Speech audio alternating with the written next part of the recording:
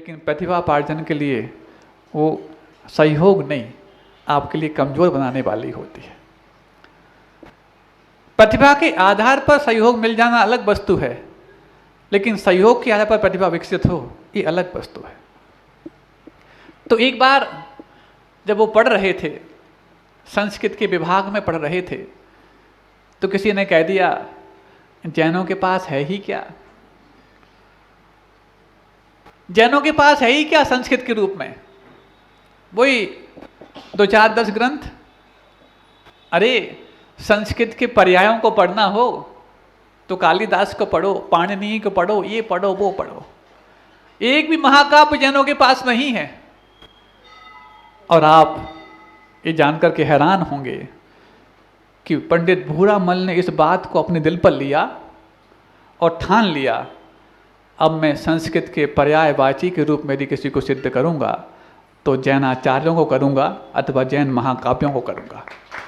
और उसी 30 का परिणाम था गुरुवर ज्ञान सागर जी महाराज ने जयोदय, दयोदय जैसे महाकाव्य लिखे, सुदर्शनोदय जैसे महाकाव्य लिखे, चंपू काव्य लिखे, ऐसे ऐसे काव्य लिख दिए कि जो बृहत्त्रयी के रूप में जाने वाली 3 कृतियां थीं, जो सबसे बड़े महाकाव्य माने जाते थे, उन सब पर भी ये चौथी कृति जो जयोदय आई ये भारी पड़ गई।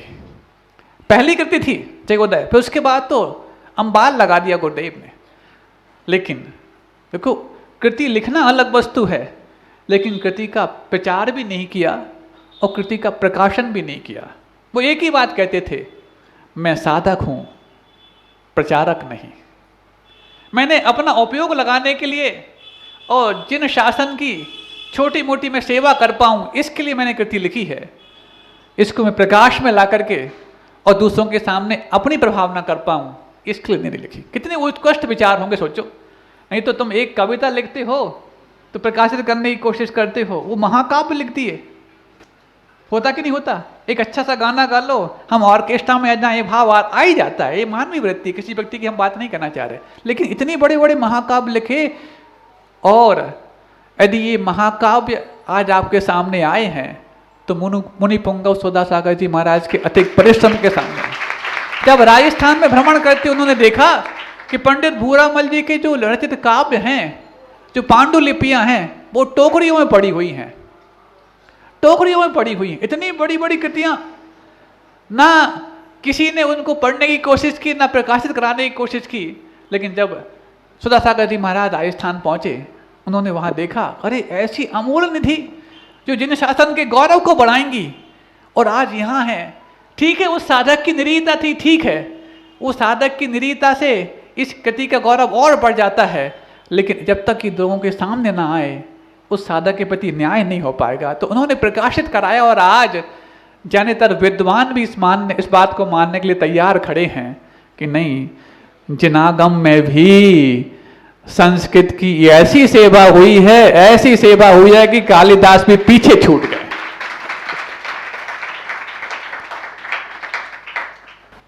अब देखो, हम सबके माध्यम से अपनी जिन शासन की सेवा की जा रही है, और ये भी जिन शासन की सेवा है कि हम गुरुदेव की भक्ति को न सिर्फ अच्छी सुंदर द्रव्य के माध्यम से करने लग गए हैं, बल्कि अपने आप को सुंदर भावों के साथ और उत्साह के प्रतीक के रूप में भक्ति की कलगी अपने माथे पर लगाकर करना शुरू कर दिया है। ये छोटी बात मत समझना, ये मत समझना कि तुम लोगों के सामने और कैमरों के सामने आ रहे हो, तुम अपने अंदर छुपी हुई विचारों को उद्घाटित करने के लिए माथे पे कुछ पाग लगा रहे हो। ये माथे के पाग मात्र नहीं है, ये तो वो पाग है जिसमें जब आपके अतिशय क्षेत्र का भविष्य पगेगा तो दुनिया के सामने आपका पाग मैसूर पाग से भी ज्यादा मिष्ट बन जाएगा, होगा।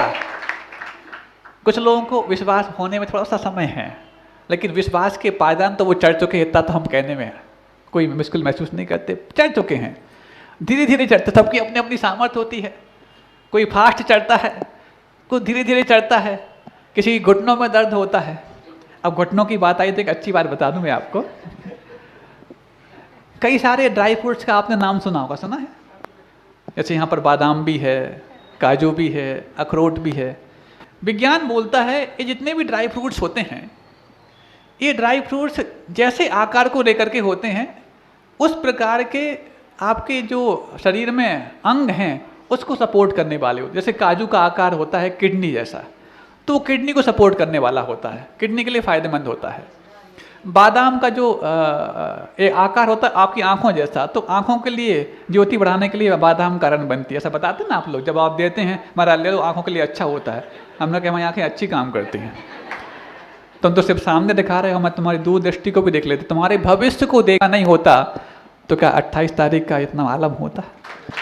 ये किया तुमने है, ये सब किया तुमने है, लेकिन तुम करने लायक थे। ये एहसास तुमने पहले किया था क्या? तुम सबने कर लिया, लेकिन एहसास कराने की मात्र आवश्यकता थी जो 3 जामवंतों ने आपके सामने कर दिया। तो अखरोट की जब बात आती है, अखरोट का आकार कैसा होता है? ब्रेन जैसा होता ना। तो लोग कहते हैं महाराज अखरोट से ब्रेन, मस्तिष्क बहुत सुदृढ़ होता है। और एक दूसरे लोग ये भी कहते हैं महाराज घुटनों के लिए अखरोट फायदेमंद होता है। तब एक चिंतन हमारे दिमाग में आया, कहीं इसी कारण तो ऐसा नहीं कहा जाता कि एक दिमाग यहाँ होता एक दिमाग यहाँ भी होता? बोलते ना तुम्हारा दिमाग घुटनों में आ गया। अब अखरोट दोनों जगह फायदेमंद करता है, इसके लिए भी करता है, उसका तो आकार ठीक है। अब इसमें भी यदि फायदा करने लग गया है तो कहीं इसी कारण तो दिमाग घुटने में आ गया हो, ऐसी कहावत ना बन गई हो। चलो कम से कम कहीं भी दिमाग हो, अखरोट दोनों दिमाग को काम करने वाला होता है। तो अब हम बात करने जा रहे थे कि आपकी उत्साह है किन किन रूपों में सामने आते हैं। हम कालिदास की बात से शुरू किए थे, लेकिन हम विषयांतर नहीं गए हैं, बीच में आपकी रुचि बढ़ाने के लिए कुछ पास कि जैसे ही तुम्हारा उत्साह बढ़ेगा, जैसे हमारे सामने श्रोता बैठे होंगे, हमारे प्रवचन का विषय वैसा बनता चला जाएगा। आज से हमारे युवा श्रोता सामने बैठे हैं, युवाओं ने सिर्फ आधा स्थान कवर किया है। ऐसा हो जाए कि आपके लिए ये तय करना आसान हो जाए कि अब स्थान जो वहाँ तैयार हो रहा है जल्दी बनाओ, क्योंकि अब युवाओं के अलावा दूसरों को बैठने की यहाँ जगह ही कम बची है। जिस पूजा को करने में सबसे ज़्यादा मन लगता है, बताओ कौन सी पूजा है वो? बहुत सारी पूजाएं आप रोज करते होंगे, लेकिन जिस पूजा को करने में भाव अपना आप विशुद्धि भरने लग जाते हैं, वो पूजा आपके पुण्य को बढ़ाने की सबसे श्रेष्ठ पूजा है। ऐसे में आपकी द्रव्य तो सुंदर हो गई, आपके भाव भी सुंदर हो गए, अब आपकी ड्रेस भी उतनी सुंदर हो जाए और लगे कि पूरे चातुर्मास गुरुदेव के विधान यहाँ पर हुए हैं। तुम आचार्य 36 विधान की बात करते हो, रक्षाबंधन विधान की बात करते हो, मुकुट सप्तमी विधान की, अब यहाँ सब आएंगे, लेकिन वो विधान तो एक संविधान बनेंगे, लेकिन विधान तो यहाँ पर रोज होते चले जाएंगे। तो उस कालिदास की हम बात कर रहे थे, अभी कालिदास गया नहीं है, सामने ही है।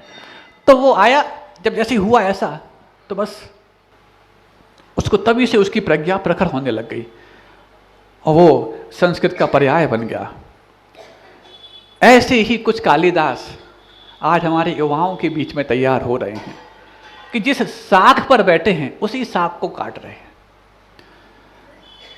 इंजीनियरिंग फील्ड में अध्ययन करने वाले अधिकांश युवा वही मूर्ख कालिदास की इतिहास को दोहराने में लगे हुए हैं। क्यों? आर्टिफिशियल इंटेलिजेंसी, जिसको आप AI बोलते हैं, बोलते ना, IT क्षेत्र में सबसे ज़्यादा आज इन लोग के लिए स्कोप मिल रहा है, लेकिन ये स्कोप कम समय का है, बहुत कम समय का है, क्योंकि आप जिस साग पर बैठे हैं उसी को काटने में लगे हैं, तो स्कोप भी खत्म होंगे और एक दिन आपके लिए भी बहुत बड़ा खतरा पैदा होने वाला है। आज मैं उस तथ्य को उजागर करने वाला हूं। JEE की तैयारी करते करते 2-2 साल कोटा में कमाते हैं। 2 साल तो कम है, अब तो 8th के बाद पहुंचने लग जाते। 4-4, 5-5 साल तैयारी करते हैं IIT में सिलेक्शन पाने के लिए, ताबड़तोड़ मेहनत करते हैं और उनकी हायर एक्सपेक्टेशंस होती हैं, हायर एम्बिशंस होती हैं। और हायर एम्बिशंस रखने वाले बच्चे जब छोटी मोटी अपनी प्रतिभा के कमती के शिकार हो जाते हैं तो हायर डिप्रेशन में पहुंच जाते हैं। राजस्थान हाई कोर्ट के जज ने बोल दिया, जो कोटा था एजुकेशनल हब, अब क्यों बनता जा रहा है सुसाइडल हब।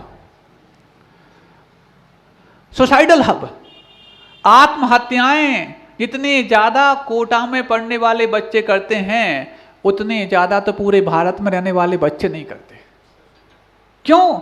उनकी अपेक्षाएं इतनी बढ़ जाती हैं, क्योंकि 3-3, 4-4 साल IIT में प्रवेश पाने के लिए जो ताबड़तोड़ मेहनत कर रहे हैं, और जब रिजल्ट उनके माफिक नहीं आ पाता तो बस एक ही रिजल्ट को अपना लेते हैं, आत्महत्या। और बाई चांस रिजल्ट उनके माफिक आ भी गया, उनको IIT मिल भी गई, उसके बाद ब्रांच पाना चाहते हैं IT और CS का, और इसके बाद तैयार होते हैं आर्टिफिशियल इंटेलिजेंसी में कुछ रिसर्च और डेवलपमेंट करने के लिए, R&D जिसको बोला जाता है। अब ये क्या है आर्टिफिशियल इंटेलिजेंसी, थोड़ा सा आप लोग को ही बता दें, ताकि ऐसा ना हो आप लोग बोर हो जाएं, क्योंकि हमने कहा कि आज हमारे सामने विवाह बैठे हैं तो उनके मतलब की बात होगी, लेकिन सबके मतलब की बात होगी, ये भूल मत जाना। और वो बात तो अपने आप आ ही जाएगी जो रोज होती थी, कहाँ से आ जाएगी हमें पता नहीं। अच्छा, किसी से कहा जाए तुम्हारे पास नकली बुद्धि है, सहन कर पाएगा? आपसे हम कह दें तुम्हारे पास नकली बुद्धि है, भले मेरे सामने कुछ ना कहो, लेकिन किसी दूसरा कह दे आपको तो 2 तमाचे रसीद कर दोगे, नकली बुद्धि बोलता है। और यदि उससे कह दिया जाए क्या तुम्हारे पास आर्टिफिशियल इंटेलिजेंसी, क्या बात है, थैंक यू, अरे क्या अंतर पड़ गया? नकली बुद्धि कही तो तुम चिढ़ गए, और आर्टिफिशियल इंटेलिजेंसी कही तो तुम थैंक यू बोलने लग गए।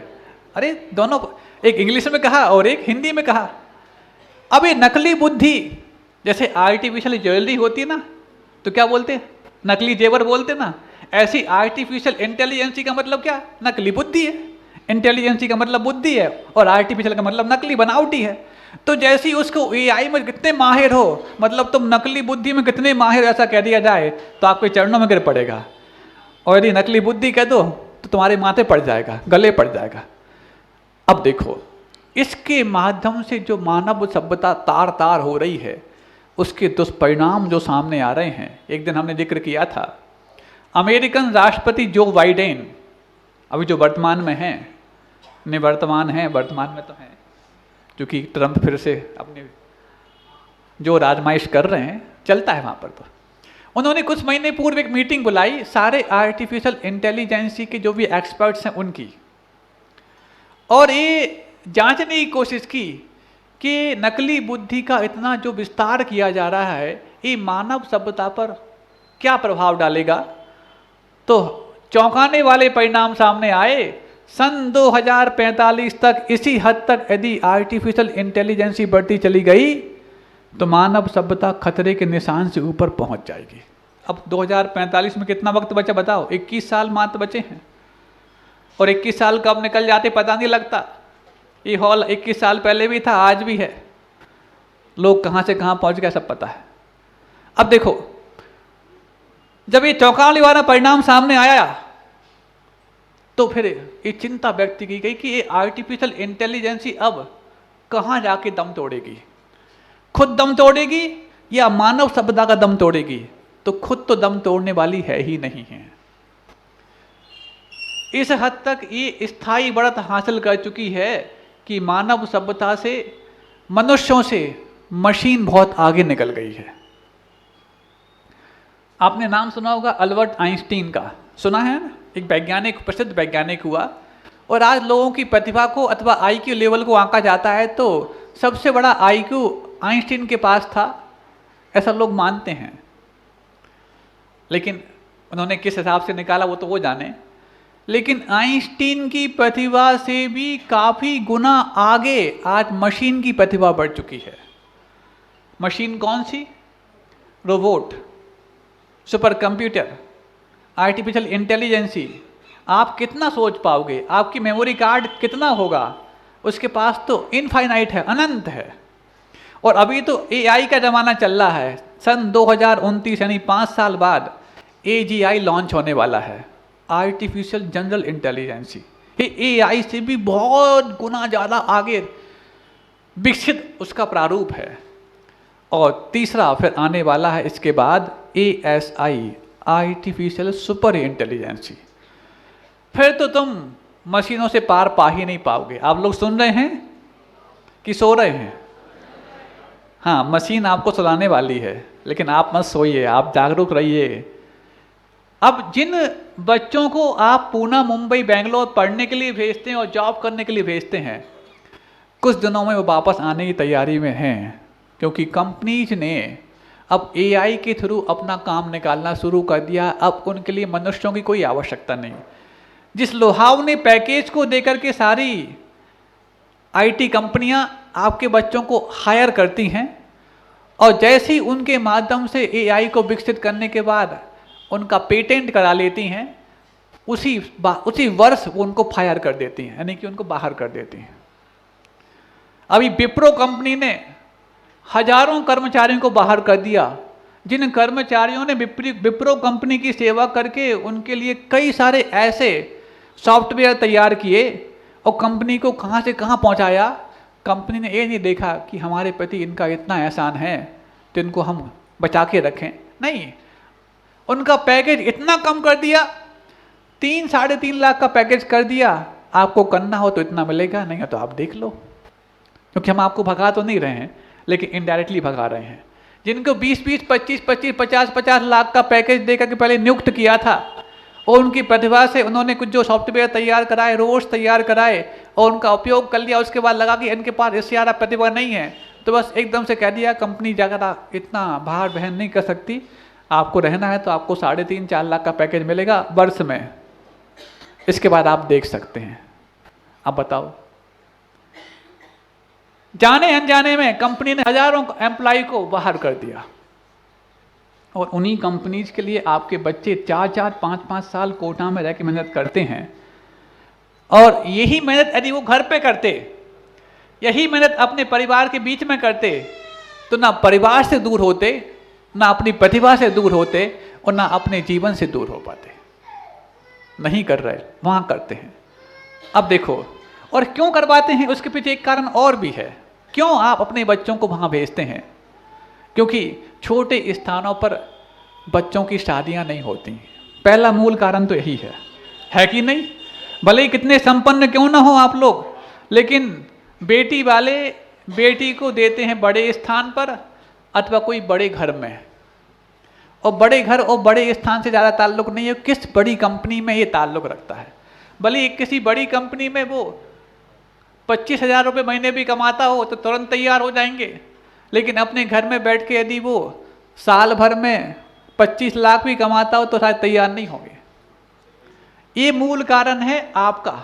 लेकिन इस समस्या का समाधान बहुत आसान है यदि आप सोचो तो, जो छोटे से गांव ने निकाल लिया है। सुनना चाह रहे हो? हम बच्चों से भी कहना चाह रहे हैं और माता पिताओं से भी कहना चाह रहे हैं।